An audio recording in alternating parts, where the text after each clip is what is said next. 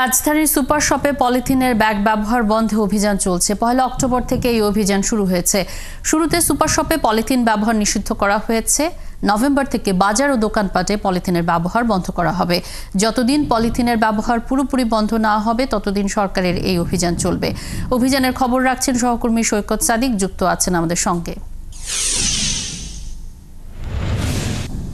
সৈকত, অভিযানের কি খবর আছে আপনার কাছে?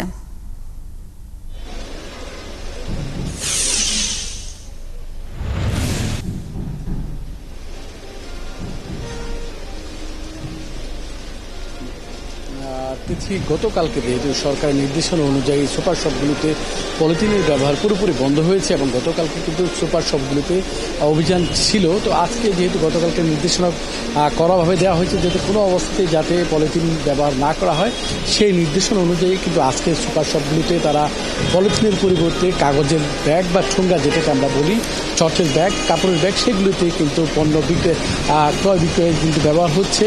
যে কাস্টমার যারা পণ্য কিনছেন, যে কাঁচা নিত্য পণ্য যেগুলো আছে সেগুলোর পাশাপাশি কাঁচা সবজি কিনছেন বা মাছ মাংস কিনছেন, সবাইকে কিন্তু আজকে এই কাগজের ব্যাগের মধ্যে কিন্তু পণ্য সরবরাহ করা হচ্ছে। এবং যেহেতু পলিথিনের ব্যবহার তারা বন্ধ করেছেন, তারা স্বীকারও করেছেন যে তারা গত পরশু পর্যন্ত তারা পলিথিনের ব্যাগ, টিস্যু ব্যাগ তারা ব্যবহার করেছে না। আজকে কাগজের ব্যাগ আর যেহেতু চটের ব্যাগটি যেহেতু সরবরাহে বা বাজার থেকে কিনে নিয়ে আসতে হয়, যাতে তাদের প্রতিদিন যে পরিমাণ চাহিদা রয়েছে, এখানকার যে কর্তৃপক্ষ ধানমন্ডি 27 যে মিনা বাজার, তারা বললো যে তাদের প্রতিদিন 1200 থেকে 1500 কাস্টমার আসছে।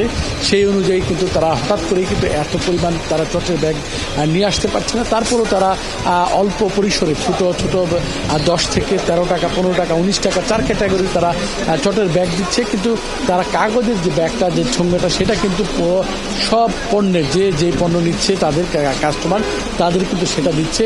এটা শুধু মিনা বাজার এখানেও না, এর আগে আমি স্বপ্নতে গিয়েছি, এগুরাতে গিয়েছি, সবগুলো সুপার শপে কিন্তু একইভাবে কাপড়ের ব্যাগ, কাগজের ব্যাগ ব্যবহার করা হচ্ছে। এবং কাস্টমারের সাথে কথা বলেছি, তারা জানিয়েছেন তারা সরকারের এই সিদ্ধান্তটাকে তারা স্বাগত জানিয়েছেন। তারা বলছেন যেহেতু পলিথিনের ব্যাগ পরিবেশের জন্য ক্ষতিকর, তার এই সিদ্ধান্তটা আরও অনেক আগে থেকেই কার্যকর করা উচিত ছিল।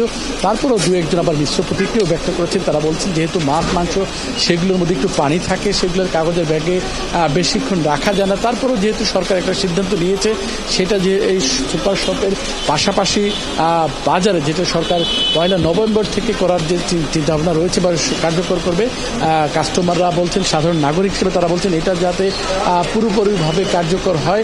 এবং এর পাশাপাশি কিন্তু সুপার শপের কর্তৃপক্ষ কাস্টমারদের অ্যানাউন্স করে বলে দিচ্ছে তারা যাতে পণ্য নেওয়ার জন্য আগে একসময় যেহেতু বাজারে যাওয়ার সময় থলে নিয়ে যেত, সেরকম ব্যাগ যেন তারা নিয়ে যান।